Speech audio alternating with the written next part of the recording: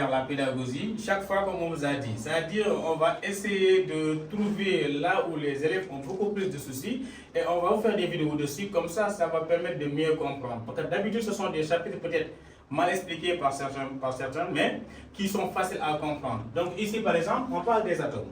D'abord, c'est quoi un atome? Ici, on dit que c'est l'élément le plus petit en chimie, ainsi de suite, malgré qu'après, on a retrouvé dans l'atome, il y a les protons, après les protons, il y a les quarks, tout ça là. Là, c'est de haut niveau. Mais de toute façon, parlons pour les élèves de 4e, 3e, aussi jusqu'à terminale. Maintenant, ici, un atome est conçu comme ça. On va le symboliser comme ceci. On dit que là, c'est le noyau. Autour du noyau, on a des protons. Maintenant, on va donner un symbole chimique d'un atome. Par exemple, ici, on a l'habitude de le représenter comme ça, X. Et là, on met A et Z. Voilà. Donc là, programme 4e, 3e. On symbolise ici l'atome comme ça. Et qu'est-ce que A? A, c'est quoi? A, on l'appelle nombre de masse. A, c'est le nombre de masse. Voilà, mais aussi A, on l'appelle le nombre de nucléons. A, c'est le nombre de nucléons. Voilà, A, c'est le nombre de masse, A, c'est le nombre de nucléons. Maintenant, c'est quoi Z? Z ici peut jouer le rôle de numéro atomique. Donc Z, c'est numéro atomique. Voilà, mais aussi ce même Z là aussi, c'est le nombre de protons. Voilà, Z aussi peut être le nombre d'électrons. Le nombre d'électrons.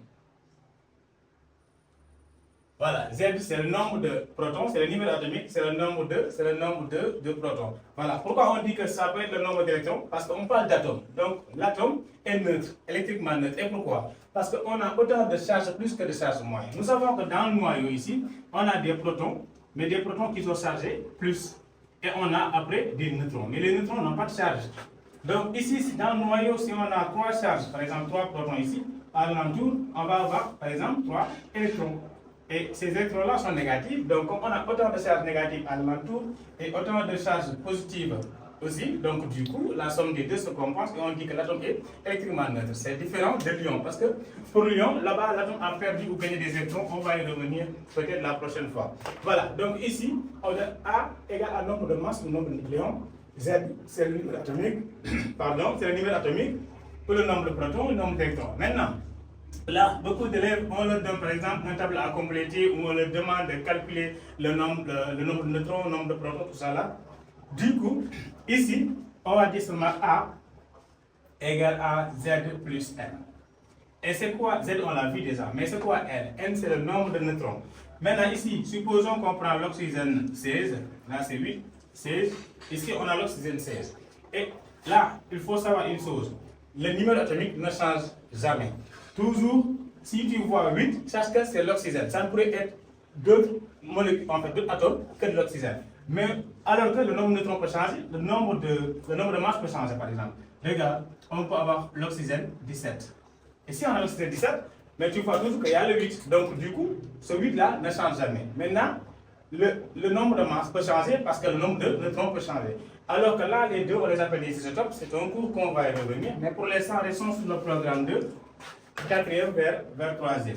Et donc là, si nous prenons l'oxygène toujours 16, donc on a A égale à 16, on peut demander de calculer N. Dans ce cas, on va poser une équation. Donc ceci va nous impliquer quoi? Que N égale à A moins Z.